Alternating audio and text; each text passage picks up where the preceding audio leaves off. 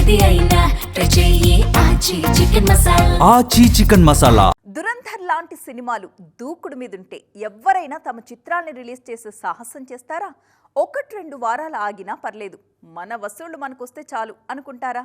సొసైటీలో ఎన్ని సినిమాలున్నా సరే మన ఆడియన్స్ మనకు ఉండనే ఉన్నారంటూ దూకుడు చూపిస్తున్నారు కిలాడి.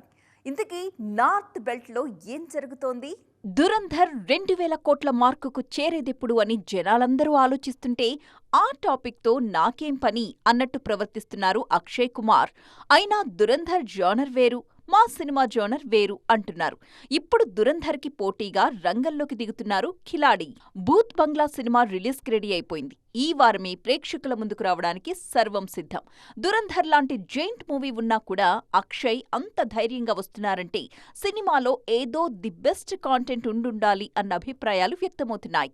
మరోవైపు దురంధర్ సినిమా ఫ్లో కాస్త స్లో అయింది. దాదాపు నెల రోజులుగా ఇంకే సినిమా లేదు. ఈ టైంలో జనాలు ఫ్రెష్ కంటెంట్ కోరుకుంటారు. పైగా దురంధర్ ఓవర్ఫ్లోస్ ఉన్న కిలాడి సినిమా గట్టున పడ్డం ఖాయం అనే టాక్ కూడా ఉంది. ఏదేమైనా కిలాడి చెప్పినట్టు ఏ జానరీ ఆడియన్స్ దానికుంటారు అన్నట్టు భూత్ బంగ్లా సక్సెస్ అక్షయ్కి కూడా చాలా ఇంపార్టెంటే. అక్కీకి సక్సెస్ తెచ్చిపెట్టడంతో పాటు దురంధర్ సక్సెస్ లెగసీని కంటిన్యూ చేయాల్సిన బాధ్యత కూడా ఇప్పుడు భూత్ బంగ్లా మీద ఉంది.